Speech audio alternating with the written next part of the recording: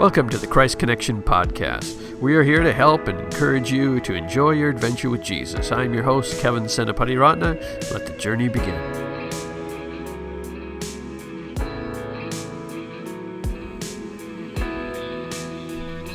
Hello and welcome to the Christ Connection Podcast. My name is Kevin Senapati-Ratna. I'm so glad you could join us today and that you made an investment in yourself by listening to this conversation to help you grow in your relationship with Jesus, because that's really what it's all about. And I have Hal Donaldson, the president of Convoy of Hope. If you're not familiar with Convoy of Hope, they provide disaster relief in some of the most difficult situations, whether it's a hurricane, they come in, or whether it's tornadoes, they come in. And right now, in the midst of this COVID-19, they're just bringing food across the country to be a blessing to people in need. They have a goal. We talk about 10 million meals to be provided, and they're known for their trucks. They're the big Convoy of Hope on the side of a semi that come into a difficult situation, and you may have seen those pictures on Instagram or Facebook, and they just come in and be a blessing to people in need.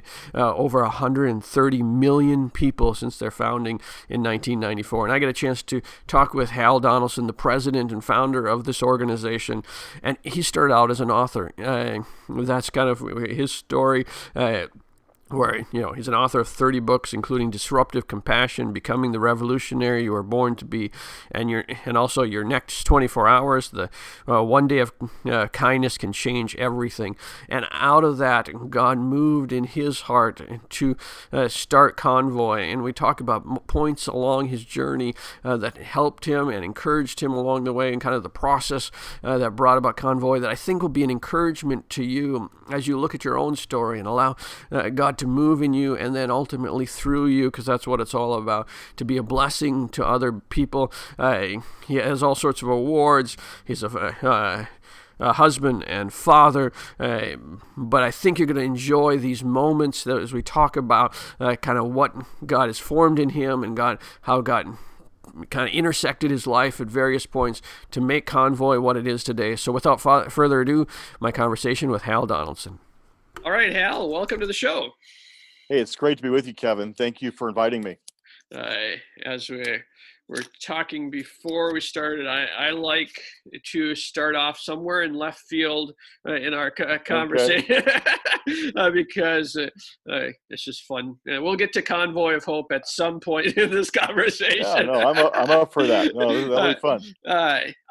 In episode number 1 of this podcast, we had Lee Grady, and so I vaguely mentioned or recalled that he had mentioned something about you. So I texted him, and he said, "All right, you got to ask him about your first time meeting in Colorado."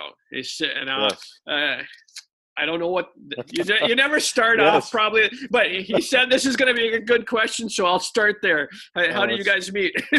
Yeah, so he was the editor of Charisma magazine. I was the editor of the Pentecostal Evangel magazine, and so we knew of one another, but we'd really never gotten acquainted. And so we just agreed that when we went to this writing conference, this publishing conference, that we were going to get to know each other. And when we arrived, we really hit it off. I mean, Lee is he's one of those guys that you just love him immediately. And so I can't remember if it was he or me. One of us said, hey, why don't we skip tonight's session and why don't we just hang out? And so I can't even tell you, Kevin, whether it was my room or his room, but we just started talking and we began to pray for one another. And what happened next is one of those experiences that, I haven't talked a lot about, quite honestly, because it's, to some people, they would consider it spooky. But all I can tell you is that the presence of the Lord was there in a very real way. And we began, I guess, seeing some things about each other and about our lives. And there was a clear presence of the Lord. Maybe I'll just put a period on that, but it was life-changing for, I think, both him and me. He began to prophesy about some things he saw for me, and I did the same for him. And for, I would say, for the next 48 hours, um, he and I don't think we attended many sessions, just because we were just in a different place. We just were so moved and transformed. So that's one of the great memories of my life, actually. Wow. That is an awesome place to start a conversation. Yeah, yeah, That Lee's one of those people that, I mean, he's had a deep impact on my life for many years now, and we text almost weekly. So oh, is that right? it's a Well, greet him for me. I love him uh, dearly. now another person that we have in common that I wanted to start with is Colton Wicker, and he, you, from my research, and actually I've read the book, My Adventure in Faith. Hmm. Uh, you're listed on there as part author or author. Or I don't Yeah. know how that worked there. Now, just for your reference, Colton and my grandfather went to Bible college together in Sri Lanka, Wow. and we're close friends. I mean, like Colton spoke at my grandparents' 50th, wedding anniversary, and I've been close. And his son Deshaun is married to my cousin. So, Okay. Okay. so there's Sure. there's a long history there. Yes. I'm setting up my question here. That's a little bit longer, but because that, I mean, we were, even if we ever had we only have one daughter, but if we were going to have a son, it was going to be Colton. That was the deal there. Yeah. uh, Yeah. uh, Having written with him, and anything you take away from his life that kind of stood the test of time here. Yes. Yeah. That was a very meaningful experience to be able to spend time with him. Hours and hours with him. And Deshaun was a student and a peer at Bethany University, and so Deshaun and I became best friends. Deshaun to this day serves on our board of directors.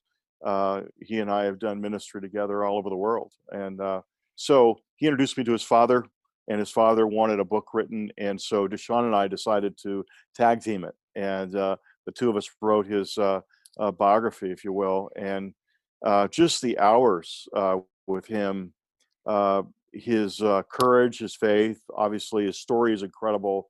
But I remember him coming to Springfield, Missouri, and Convoy of Hope was just getting started, and Colton. I was driving in the car with Colton and Deshaun, and Deshaun said, "Tell my dad what you feel like God is wanting you to accomplish and what He's wanting you to do." And I began to really just share the vision of Convoy of Hope. And you know, Colton said, "It will become bigger than you ever dreamt. It is going to be something that will be global. It will reach millions of people. How don't let loose of that dream because God is in it." And so he was a great encourager to me for sure. And for the audience, I definitely recommend you have a look at My Adventure in Faith. I was looking through my notes, and it was my wife and I read part of that together. As I read it out loud to her, parts of it. So that, Yeah, yeah. oh, all right, one more, and then we'll get to Convoy. And this may actually set up kind of part of your story, but you wrote a couple books with the Buntains, if I Yes, yes. Hmm. and they're famous missionaries to India. For those who aren't familiar with that, and you wrote books on both of them, if I'm. Yes, correct. Uh, That's uh, correct. what are some of the from those legendary missionaries? What was some of the takeaways for you from them? Yeah, in my most recent book, Disruptive Compassion, I spent a whole chapter talking about my um, conversations with Mark and Hulda Buntain. I was in my, I guess, my late 20s, and I met Mark. Um, I was teaching and taking classes at Bethany University, and I met him, and deeply spiritual man, and he just points his finger at me and he says, "You're supposed to write my next book." And Wow. yeah, and here's this incredible man of God. You don't want to in any way disobey what he believes God's saying, and so next thing I know, I'm on a flight to Calcutta, India, and to spend time with both he and Huldah, and to begin preparation. I think I wrote 4 books for them in all, and yeah, I think that was so transformational. I remember, in fact, I told their daughter and son-in-law this story just a couple months ago. That I remember in my late 20s, I'm walking across the compound there in Calcutta with Mark, and all the children come running toward him, and obviously he's just picking them up. He's kissing them on the forehead and doing all the things that Mark would do, just to just let children know they're loved. And I remember being there in the compound, just stepping back and watching this take place. And I said, God, this is amazing and amazing. Um, if you could ever use me to do something like this, I would be most grateful. Again, that was a prayer I prayed in my 20s before Convoy of Hope started. And I prayed something very specific, Kevin. I prayed that God would do this, this, and this, and those things came to pass. But that prayer was prayed right there. But I think it was there in Calcutta where I learned probably one of the most valuable lessons of my life, and that's that you know the foundation of any ministry, great ministry, begins in the heart. And when I got the condition of my heart in the right place, that's when God could do a work through my hands. But it begins with the heart, and I learned that from Mark and Huldah. Uh, Going off of that, how if someone was listening to this, how would you talk about the condition of the heart? And how does a person prepare their heart for God to use them? Yes, I'll tell you how I did it. Uh, so coming back from Calcutta the first time, I felt led to read a chapter from the Gospels every day, and I did that for about a year and a half, 18 months. Every day I would read a new chapter, and you get Matthew, Mark, Luke, and John, and then start all over again. And what that showed me is that my life was not measuring up to the life of Jesus. And you know, God began to just reveal some things in my life that were contrary to the life of Jesus. And I would take notes on every chapter. I would just things God was speaking to me about, almost like journaling. And it was that time that I was giving the Lord every day that really began to change me, change who I was. So that's one of the things I would encourage people to do. But I do think there are some things that you can do. One is you need to pray the prayer, God, use me where you need me most. Use me where you need me most. And once you pray that prayer, you've just taken the ceiling off what God can do in your life. And rather than dictating to God where you want Him to take you or what you want Him to do, just say, God, use me where you need me. And I started to pray that prayer. I stopped trying to dictate to God His will for my life, His plan for my life. Said, God, wherever you just take me, use me wherever. So I think that's really important. I think another factor that's really underestimated is the whole issue of humility. Um, I really think that sometimes we confuse arrogance for strength. Arrogance is not strength. Arrogance is weakness. And the Lord just really began to show me after spending time with Mark and Huldah and other great leaders the importance of humility, because humility is really you're saying, I am relying on the Lord. He is my strength. I am nothing in myself. He is everything. And God, just take this piece of clay, this worthless piece of clay, and use me where you need me most. So those are some of the things that I did, Kevin, just to really, I think, position my heart so that God could do something. And Was it during that time, or was it still a while after that Convoy of Hope was started? Yeah, it was a journey. It was about maybe a 3 or 4 year journey for me, and in the middle of all that, I would say that spiritual formation period, I was praying in my office, and I felt like God asked me to do something quite unusual, to travel to 8 cities in the United States and to live in the streets for 3 days and 3 nights, to go to Miami, Atlanta, Chicago, DC, New York, major cities, and to walk the streets with a hidden tape recorder, interviewing drug addicts and gang members, prostitutes, runaways, and the homeless. And I rode with the police on the midnight shift in each of those cities. And, one of the things I talk about in my book is the importance of reconnaissance. Uh, we have to break out of the bubble. We have to go to places sometimes in order for God to really show us need. And that's what happened to me over that 3 or 4 year period, where God was really forming me into a different person, moving me from being a Pharisee to being a follower of Jesus Christ. It was during that period of time that my heart was broken in the streets of America. I saw pain and suffering unlike anything I'd ever witnessed before. And God had to break my heart, and He did. Do you think people who God puts a vision in their heart sometimes rush the process then? I mean, you're talking about 3 or 4 years there, that they try and get to the end way too early, or was Yeah, that I just your do. joint?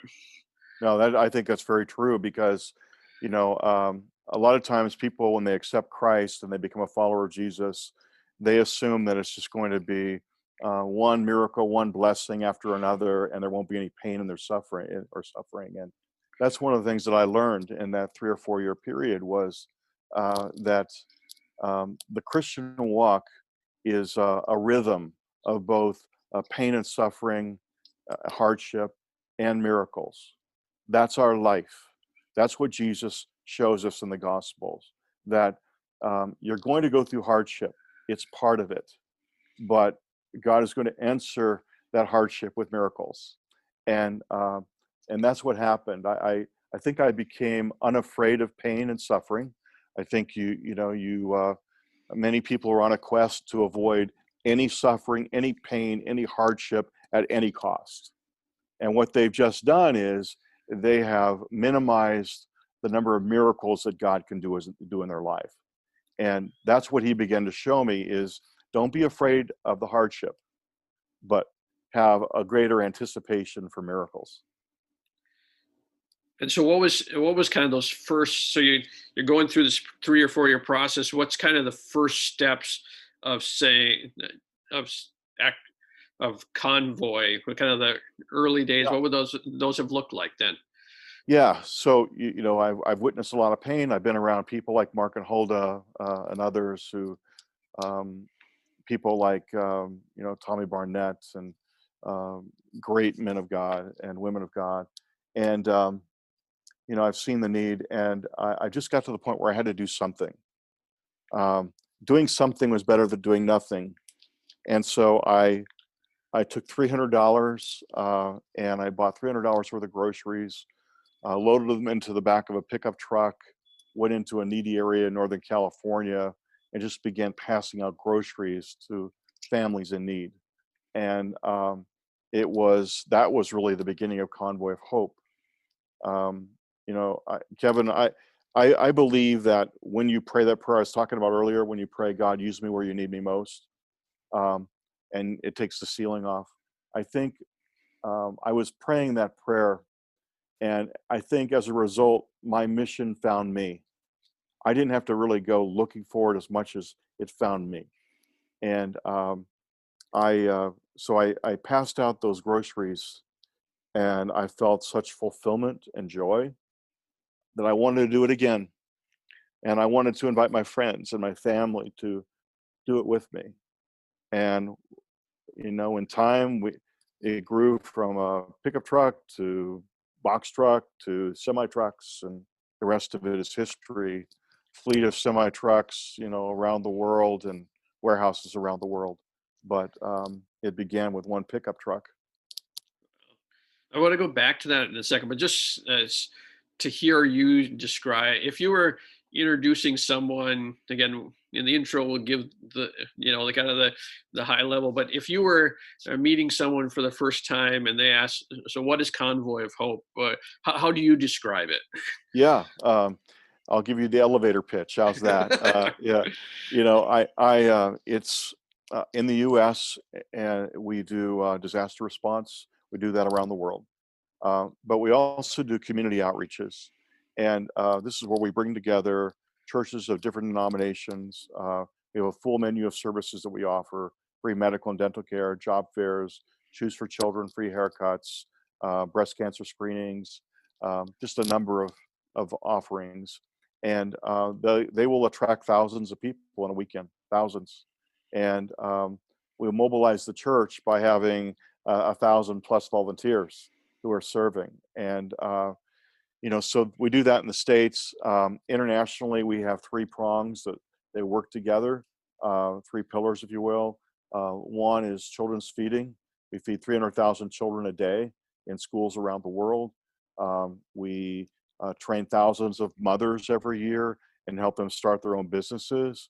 And we help thousands of farmers through training increase their yields. So in a nutshell, that's what Convoy of Hope does.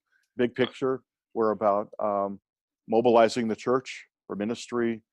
Everything we do is through the local church, but we're also about tearing down the walls between churches, businesses, civic groups, and government. We don't have a monopoly on compassion. We all want to make our communities a better place to live.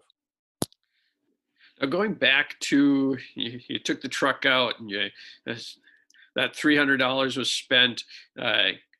What's kind of the timeline between that? Well, maybe let me set up the question, because one of my beliefs is there's a lot of other probably Convoy of Hope people out there that are God's put a dream in them, and they the next teen challenge, the next those types of, there's people out there, but they may take a truck out and so they have this idea of something that they want to maybe it's just they do something, and then it doesn't go from there to, obviously you're way down the road there. What is kind of those next steps that people, or that you took to get to where, how long till it became an organization? Does that make sense? Absolutely. It's a great question. I really believe that vision tends to be incremental, so that God will show you one step, you're obedient to that one step, and then he shows you the next step. And you're obedient to that step, he'll show you the next step. I never set out to start a nonprofit charity relief organization. That never was in my mindset. It was more about helping people and doing what Jesus was compelling me to do. The organization came much later out of necessity because it was growing. God was blessing it. And I think I took on the posture that hey, I'm just going to do the next kind thing that God puts in front of me. And when I began to do that, he began to bring structure to it and vision to it. And so I think the moral of the story is just do the right thing, the next right thing, and watch what God will do through it. Now, along the way, I think one of the great miracles of Convoy is how God brought hundreds and thousands of people. We have over 100,000 volunteers every year, and how God has brought people from so many different walks of life to link arms with us, so that this went from being just this small ministry, valuable but small, to being a movement. That to me is one of the greatest miracles of Convoy of Hope, how he's called people from all walks of life to do something that's really important to him, and that's to help hurting people. Do you think it's people have gotten involved mostly because they've heard the story of Convoy and they gravitated to it, or how is most people, do they connect with Convoy that way? Yeah, I think that people want to do something significant with their lives. They don't always know what to do, and they want their lives to count. They want to help hurting people, and they're just looking for a track to run on. And I think that's one of the things that God's given Convoy of Hope is a track that people can live out what they know is something that Jesus wants them to do. And you're currently, at the time of this recording, you're currently in a massive, I think it's 10 million meal challenge. Can you tell us a little bit about what's going on right now? Yeah. So when COVID-19 really hit and people began losing their jobs and children started losing their school lunches, we uh, we said, well, let's distribute 10 million meals through churches across the country. And so we just let a word out to our network saying, hey, we're going to be distributing the food. And if your church has an interest in being a distribution point, let us know. Um, Kevin, in a matter of days, we had over 1,000 churches that were requesting truckloads of food and supplies. And it's been pretty amazing um, to see how churches have turned their parking lots into distribution centers, compassion centers, and we do it very safely. We have a pod system where people stay in their car, they drive through the church parking lot, and they pop their trunk. We pray for people. We stick the food and supplies in their trunk, and let them know that Jesus loves them. Um, so we do that, and it thrills me to tell you that we're really close to I think this close to 20 million Wow. meals. um, and people have just said, how long is this going to go? And I just say, well, as long as there's a need, because the line of cars at the distribution spots has been like 2 miles long. uh, the pictures are unreal. And I've been so pleased to see how the national media, local media, even our government officials have taken notice of the church during this time, and the church that's has the capacity for doing amazing things. Hey, now I'm sure you get stories. I mean, a 20 million that you get stories coming back. Any from these 20 million meals? Any favorite stories that have of the impact on that come to mind? Yeah, there are. Uh, so we've heard so many stories of people that their cupboards were bare. So many people who were unsure where to turn, what to do, and so that's been very moving to me. And we have some of those on video, and when they come back to us, I've also been really moved by the number of hundreds of them, the news reports from around the country, local news stories reporting on the good, and they'll typically interview someone to tell their story. And time after time, we've heard that people didn't know where to turn, and they were led to a church, Uh, and the church reached out to them. And so there's so many stories like that, and single mothers, um, people who've lost their jobs, and people on welfare. It's just been very moving, very very emotional, quite honestly.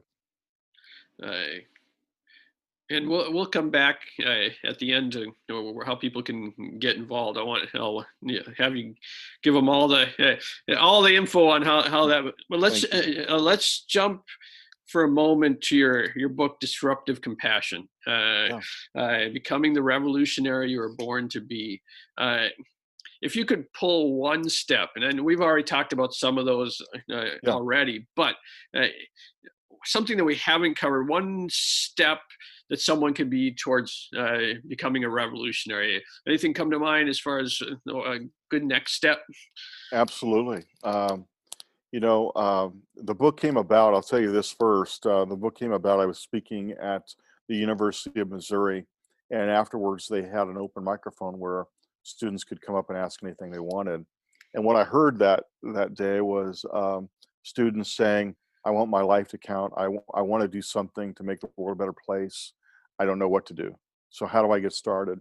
And so just just leaving that night, I thought how amazing it would be to create a playbook, to write a playbook for someone who wants to take their life from where they are and they really want to make a difference in the world. And so that's what the book is. The whole book is just a playbook, how to take your life where you are and to have a greater impact on the world. Well, yeah, one thing I encourage people to do is to write a bucket list, but a different type of bucket list. Um, when I think I wrote my bucket list when I was 50, my children wrote theirs when they were 12.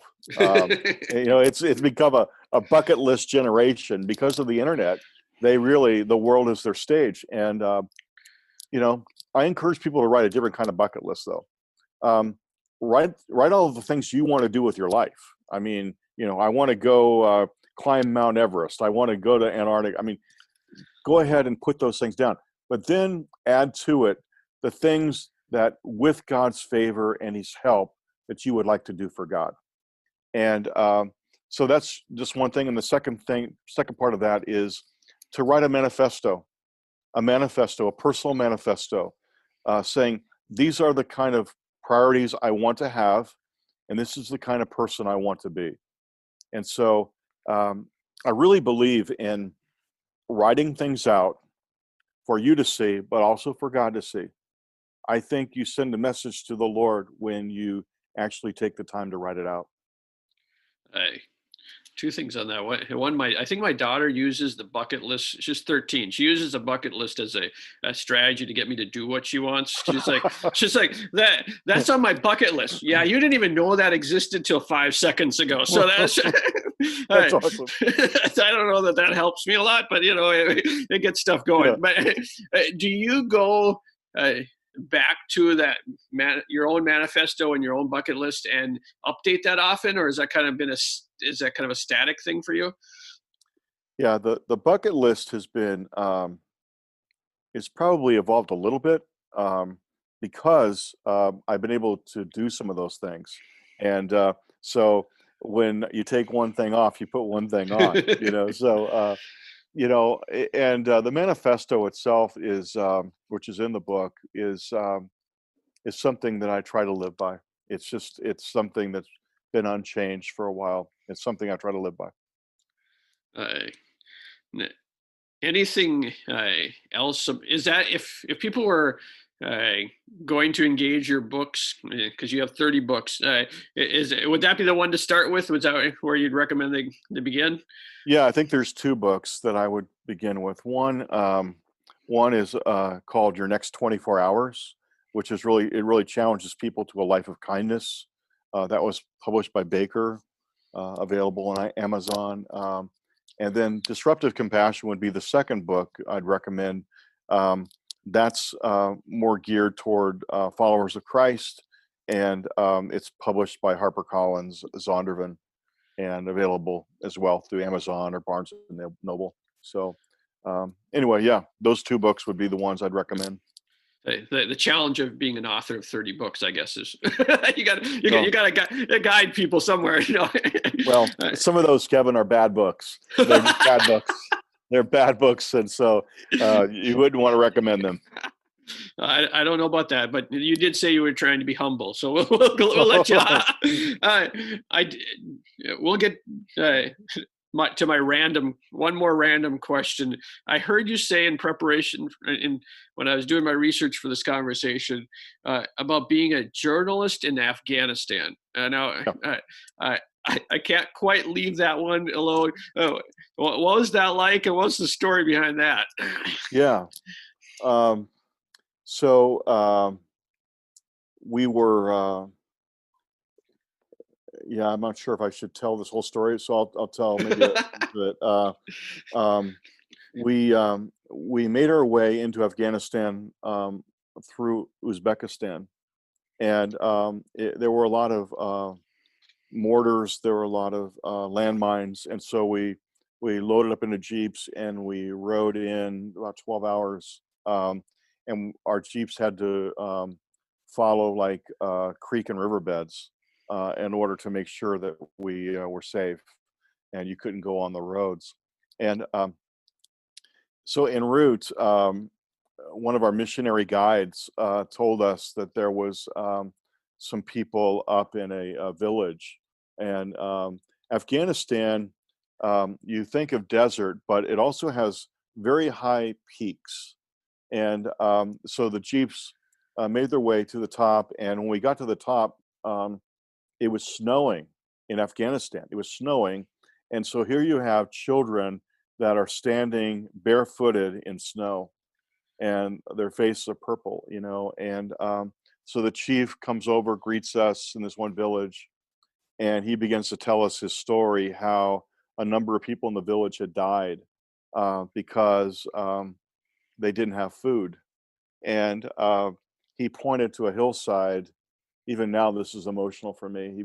He pointed to a hillside, and all you saw on this hillside was mound after mound after mound of people from their village who had died. And he told us that he feared more would die because they had to eat their seed in order to survive, and now they had nothing to grow. Um, and So in my book, Disruptive Compassion, I tell that story about how on the way down that mountain, how I had a pretty candid, honest conversation with God, because I couldn't understand how a loving God could allow all these children to die. And my heart was broken. Um, and Then we sent food and supplies to them and helped them get through this terrible winter. But that's something I won't forget. Yeah, that's stayed with me a long time.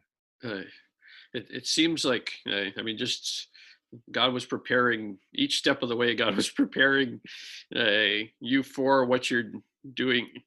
You were a writer, journalist, but God was maybe setting you up. Yeah, Kevin, I don't know if you know this part of my story, but I was raised. My father was hit by a drunken driver when I was 12. And so when people ask me, "Hey, when did Convoy of Hope begin?" I say, well, that night that my father was killed, that's when Convoy began, because that night, my father didn't have insurance. The man who hit him didn't have insurance.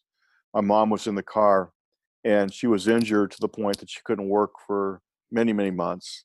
Many broken bones, internal injuries, and so our family was forced to survive on welfare. And I think God was working in my heart way back then, because I experienced the shame of poverty. Going to stores with food stamps in my hand, not having the nicest clothes, holes in my shoes. I had that experience. Um, so I experienced the shame of poverty, but I also experienced the power of kindness. And I was able to connect the dots between the kindness of others to the goodness of God. I made that leap. And I think that the Lord really instilled in me at a young age how much he loved me and how he had a plan for my life. And there was a man, a friend of my father's, who once he saw that I was hurting. And one day he just kind of threw his arm around my shoulder and he said, "Hey, Hal, listen to me. Don't allow the tragedy of your youth to become a lifelong excuse, because where you start in life doesn't have to dictate where you end." And as a teenager, those words stuck with me. So yes, I do believe it was in God's plan. I believe he allowed my father's death, and that he had even a greater purpose. I want to highlight one thing with that, and that person who put that arm around your shoulder probably had no idea the long-term impact that and we sometimes go about our days and just thinking that we're making sending an encouraging text or sending an email to be an encouragement, and who knows the long-term how God uses that in people's stories.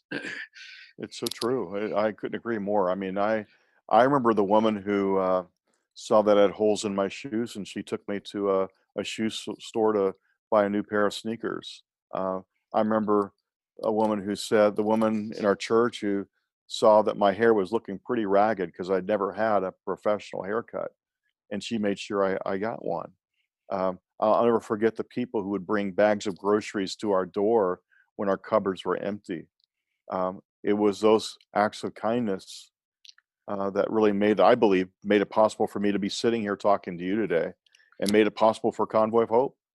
Um, One of the lines I like to use is that I believe that God took my father's mangled automobile and he transformed it into a fleet of convoy trucks. Love that. Love that.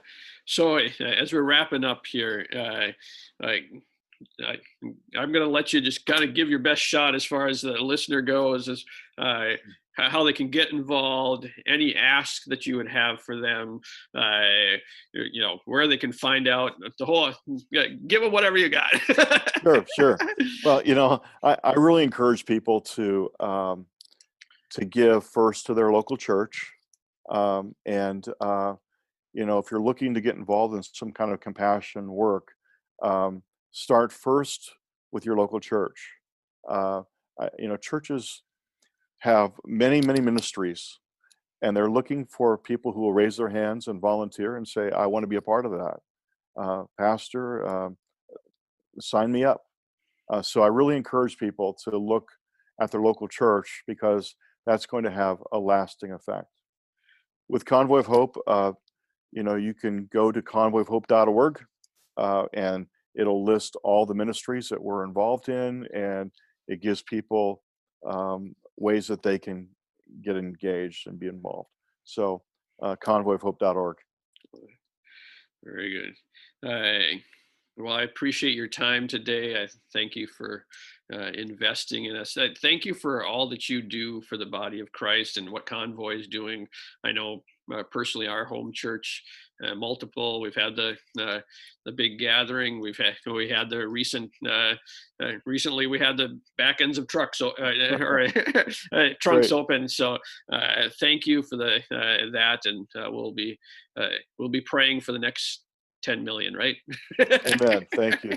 Thanks for having me on, Kevin, and thank you for your ministry of the podcast. It's tremendous ministry to people. Well, there you have it. I hope that conversation was an encouragement to you to allow God to work in you and through you at a whole new level. If you're looking for the show notes to the resources we talked about, you can go over to christconnection.cc/podcast. Again, that's christconnection.cc/podcast. If you're new to the show, would you take a moment and subscribe wherever you're listening to? We got great conversations ahead. Maybe go back and listen to some of the previous conversations that might be an encouragement to you as well. We got getting a larger and larger kind of resource to you that you can binge listen to. So that'd be the place to start. If you're new to the show, subscribe. If you've been with us for a while, would you take a moment and just rate and review the show?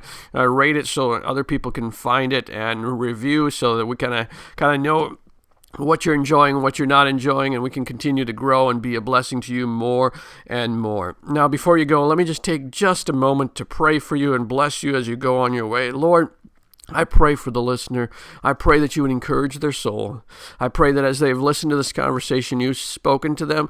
Now I pray that you'd seal your work in them, and they would have that next action that you would call them to do. Be a blessing in their life today. May your favor rest upon them. We thank you for your love for us, Jesus. In your name, amen. Again, I thank you for taking the time to listen. May God bless you today. And until next time, God bless.